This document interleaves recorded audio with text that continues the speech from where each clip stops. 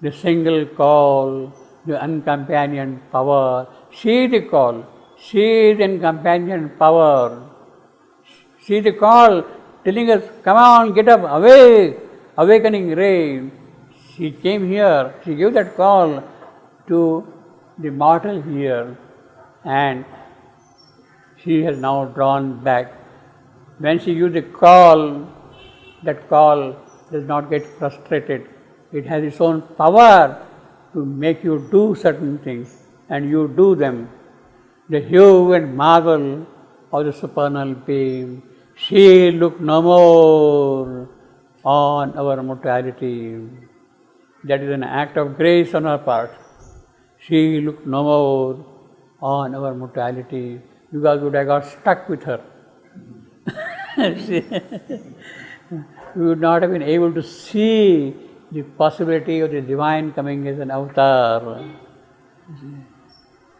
The excess of beauty, natural to Godkind, could not afford its claim on time-born eyes to mystic real for space tenancy. Her body of glory was expunged from heaven. The rarity and wonder lived no more. Her body of glory was expunged, as I told you last time. This is a very clever way of telling many things. Clever way of telling many things. Was expunged, passive voice, suddenly changing. See, there is no mention of that thing at all here. No. Why it is passive? She didn't say? No. There is no. Why it is passive? It's very important. Was explained by whom? Well, you can always say that explained by heaven. There she has come as a space tenant. She is living and from her house she was expelled. By whom? By the Lord of the house. Well, she wouldn't care about that. If she manages to get into that house, it is impossible to expel her out by the faculties of space and all that. She is so more powerful than that. She can be expelled, she can be withdrawn, she can be asked to go back by the Supreme Himself. Yes, you have done your job, now you come back. And she is kind of forced to vacate the place, making room for him to come. The rarity and wonder, again, that rarity and wonder, that ambassadress, that divine goddess, etc., etc., all that. She has gone back. There was a common light of earthly day.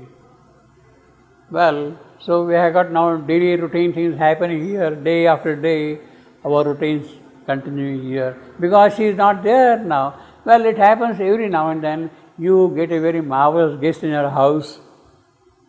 You enjoy his company for a few days in the house, have nice time and all that kind of a thing. But then he has to go back to his house, return to his home and all that thing.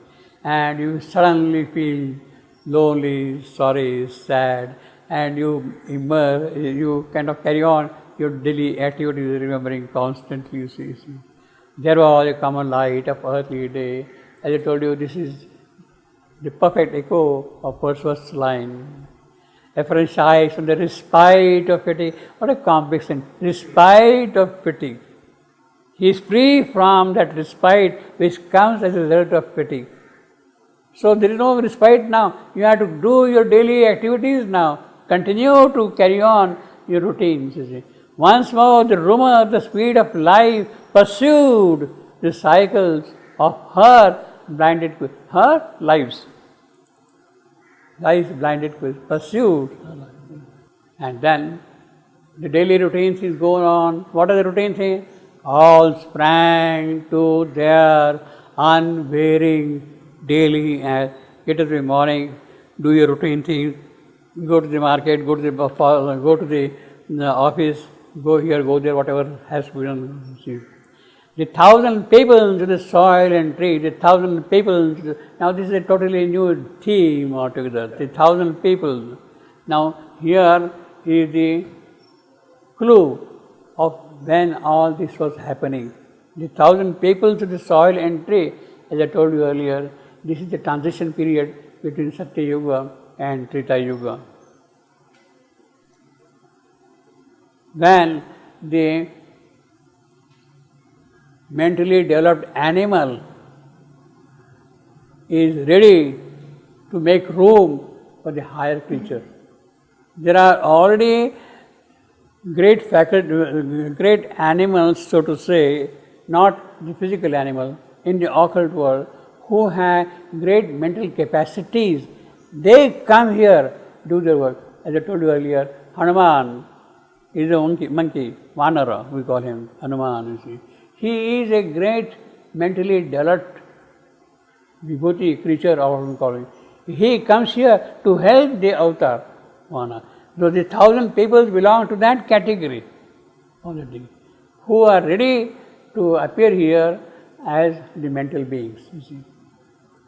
The 1,000 people of the soil and tree obeyed the unforeseen instance and leader here, it is uncertain mind.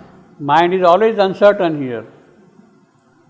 But the leader himself is uncertain about it because he has not developed supra-rational mental faculties, you see.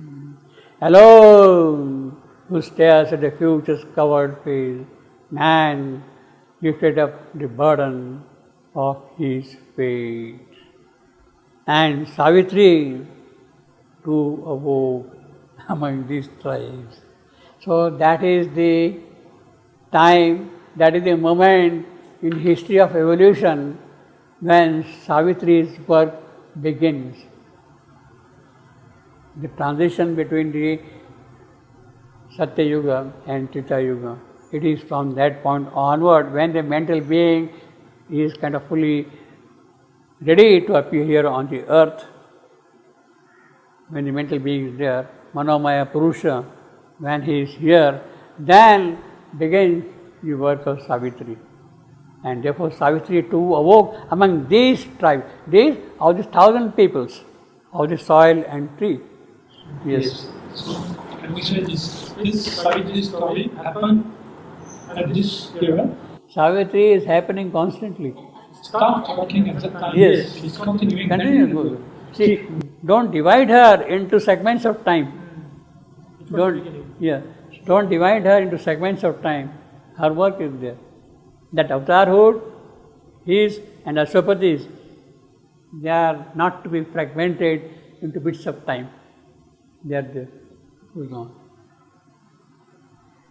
When the full work comes here, we can say today, in this hour, the full work. So the story of Savitri, that is the significant myth of Savitri, continuously being written. See, he said, and Savitri too awoke among these tribes, is a very clear indication. These tribes correspond to these 1,000 peoples of the tree and she is waking up to her reality. She has been here on earth since the beginning. Since the beginning of the earth, whenever and wherever there was a possibility of the manifestation of a divine ray, I was present. That is what the mother said. Since the beginning of the earth, earth had lost her hope, but she was there. She will not allow earth to lose her hope, because she is there, pushing her from behind. You see, pushing her from behind. That is what the ambassadress is there, that is what that dawn is there, all those things are there, you see. Yes. He says, and Savitri too awoke. Because man lifted up the burden of his fate, man has come, man has come, now Savitri too. But the God also. Huh? The God also. Yeah. The God. God? It was the God before God never This particular line has not much to do with the gods. No, the two. Savitri too. It means before it was the God. No, but that the reference to the gods awakening is very far away. Here in the immediate context, 1,000 peoples of the soil and tree. That is the immediate context. And among these tribes, He uses the word tribes, you see. It's not, there are variety of, as I given that list of all the types of the time, you see. Among these tribes, Savitri too awoke. Now, in fact, well, let us quickly see this sentence. And Savitri too awoke among these tribes. Well, that is clear from the previous background. That hastened to join, who hastened? These tribes. That hastened to join the brilliant Samana's chant. The brilliant Samana's chant. Well, Samanar. Who is the Samanar? You see. Now, various people are giving various